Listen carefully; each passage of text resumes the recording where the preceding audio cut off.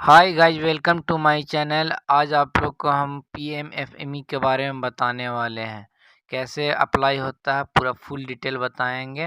पहले आप लोग को क्रोम में सर्च करना है पीएमएफएमई।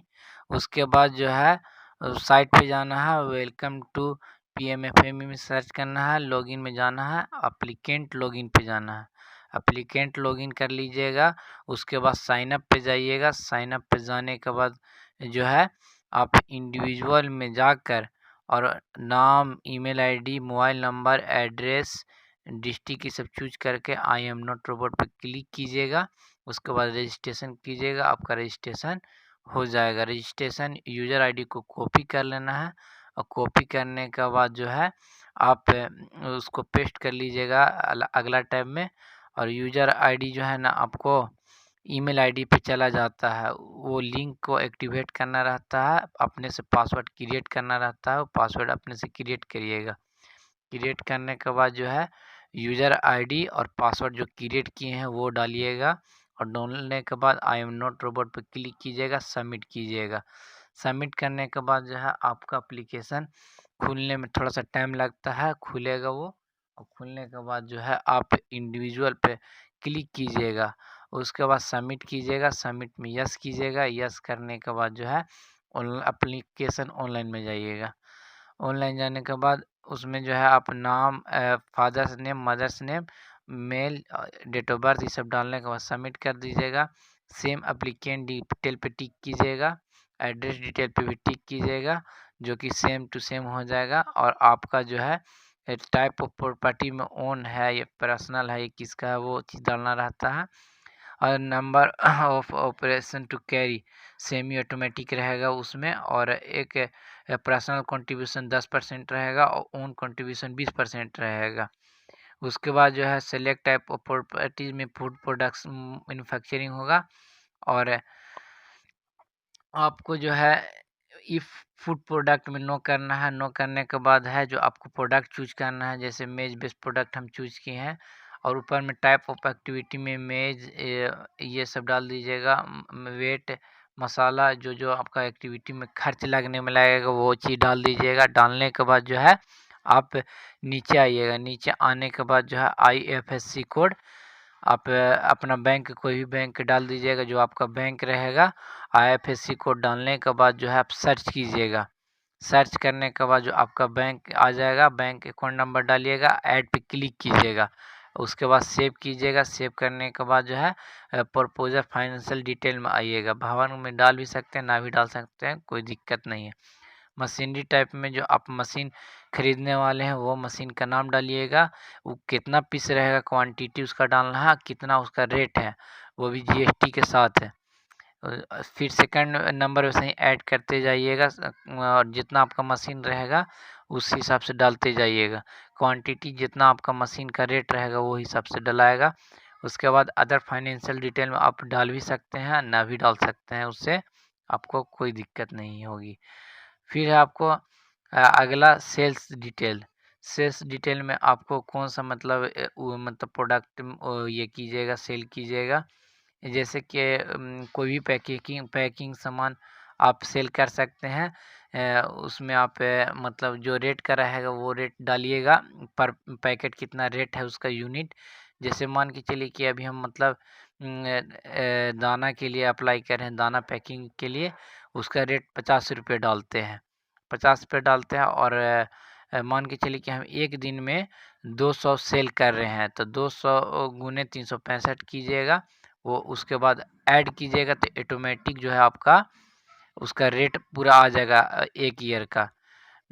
एक ईयर का आने के बाद जो है उसको जो है नंबर ऑफ सेल में जो है बेचने के लिए उसको 200 गुने 365 ध्यान से कीजिएगा उसको, या फिर जितना आपका एक दिन का सेल रहेगा वो हिसाब से कीजिएगा।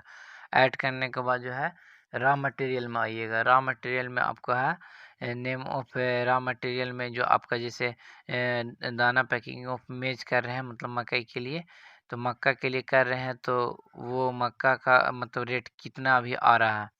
तो जैसे 1 kg का रेट है 25 रुपया, तो 25 रुपये रेट डाल देंगे। और जो 200 गुने 365 किए थे वो उतना ही डाल देंगे। मतलब 200 गुने 365 कीजिएगा तो 7300 आएगा। 7300 का ऐड कर देना है। ऐड कीजिएगा तो ऑटोमेटिक उसका टोटल आ जाएगा। टाइप ऑफ प्रोडक्ट जो है आपको मतलब जो सेल कीजिएगा उससे रॉ मटेरियल का रेट कम होना चाहिए। वेजेज डिटेल में स्किल वर्कर का डालना है। नंबर ऑफ स्टाफ 1 रहेगा, ये 2 भी रख सकते हैं जितना आपका स्टाफ रहेगा। अनस्किल वर्कर में भी जितना स्टाफ आपका रहेगा और हर मंथली कितना देना है आपको। उसके बाद उसको ऐड कर लीजिएगा। ऐड करने के बाद नीचे आइएगा, स्टॉक में है 5 दिन 7 दिन 8 दिन जितना भी स्टॉक रखिएगा स्टॉक में। फिर तैयार माल जितना रखना है उतना दिन सेम डेट रख सकते हैं, उसमें भी कोई दिक्कत नहीं है। रिपेयरिंग के लिए और फिर बिजली खपत के लिए परसेंटेज डालना रहता है कितना आपका खपत है। फिर लोन के लिए आप कितना साल के लिए लोन ले रहे हैं और कितना साल में आप मतलब कितना महीना के बाद आपका प्रोजेक्ट चालू होगा। तो 6 महीना के लिए हम डाले हैं, 6 महीना बाद चालू हो जाएगा। IFSC कोड डालिएगा नियर ब्रांच का, ताकि आपको वो बैंक आपको लोन नहीं देता है तो नियर बाई कोई भी बैंक आपको दे देगा। सेव एंड प्रोसेस पे कीजिएगा, दोनों बैंक ऐड हो जाएगा। अपलोड डॉक्यूमेंट में आइएगा। अपलोड डॉक्यूमेंट में आने के बाद जो है आधार, इसमें address proof, pan card, photocopy और बैंक स्टेटमेंट तीनों चीज़ डालना है, या फोटो बैंक पासबुक भी डाल सकते हैं। तीनों को बढ़िया से मतलब ये PDF फाइल में 300 MB के अंदर या 400 MB के अंदर डाल लीजिएगा, उससे आपका मतलब अपलोड हो जाएगा। अपलोड करने के बाद आप व्यू में करके देख लीजिएगा। व्यू में देखने से ये होता है कि आपका बैंक ऐड हुआ कि नहीं हुआ, सब चीज़ मतलब जितना भी डॉक्यूमेंट डाले हैं वो चीज़ ऐड होना चाहिए। और ऐड होने के बाद जो है आप नीचे में आइएगा, उसको सबमिट कर दीजिएगा। एक डॉक्यूमेंट भी रहता है, डॉक्यूमेंट में एनी डॉक्यूमेंट भी नहीं डालिएगा तभी भी ले लेगा, अगर है तो वो भी डाल दीजिएगा। उसके बाद है अपलोड डॉक्यूमेंट के बाद फिर आ जाइए डिक्लेरेशन पे, उसमें प्लेस अपना डालिएगा, डिक्लेरेशन पढ़ लीजिएगा का डिक्लेरेशन बोलता है। फाइनल सबमिट कर दीजिएगा। फाइनल सबमिट करने से पहले एक बार आप एप्लीकेशन को अपना मिला लीजिएगा।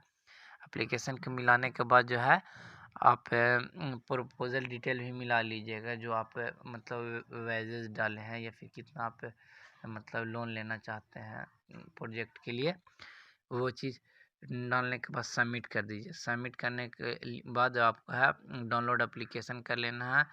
उसको जो है एक PDF फाइल बना लीजिएगा। PDF फाइल ऐसे बना हुआ नहीं रहता, डायरेक्ट खुलता है। एप्लीकेशन नंबर को कॉपी कर लीजिएगा। एप्लीकेशन नंबर और यूज़र ID दोनों अलग अलग होता है। फिर आइएगा MIS login. MIS login DRP को मिलता है। DRP जो है आपको जीविका के माध्यम से मिलता है। DRP लॉगिन पर आने के बाद जो है आप जो है DRP से आप पासवर्ड मांग भी सकते हैं, अगर नहीं देता है तो उसी को आप दे दीजिएगा। DRP लॉगिन अपना करेगा, आपका एप्लीकेशन नंबर डालेगा। एप्लीकेशन नंबर डालने के बाद जो है वो मतलब आपका एप्लीकेशन पूरा फुल डिटेल चेक करेगा, और चेक करने के बाद जो है आपको डिटेल चेक करने के बाद जो है अपना वो मिला लेगा। और मिलाने के बाद अगर आपका एप्लीकेशन सही रहेगा तो आपका जो है सबमिट फॉर्म कर देगा। वहाँ सबमिट करेगा तो आपका जो एप्लीकेशन है वो बैंक में चला जाएगा। बैंक में जाने के बाद जो है आप DRP के हम पूरा बता दे रहे हैं DRP डिटेल कैसे डालता है।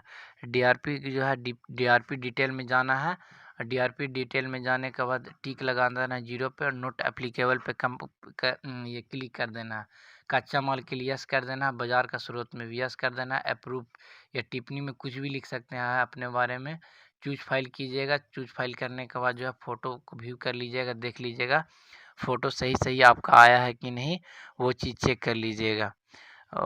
फ़ोटो मतलब जहाँ पर के प्लेस का वहीं पर रहना चाहिए जहाँ पे उधोग करने के बाद जो है आप सबमिट कर दीजिएगा। सबमिट करने के बाद जो है DRP स्टेटस में आइएगा, स्टेटस अपडेट में आइएगा, रिकमेंडेड पे क्लिक कीजिएगा, अप्रूव्ड लिख दीजिएगा टिप्पणी में। लिखने के बाद सबमिट कर दीजिएगा। सबमिट करने के बाद आपका फाइनल सबमिट हो जाएगा, ये बैंक में आपका चला जाएगा। वीडियो अच्छा लगेगा तो सब्सक्राइब कीजिए।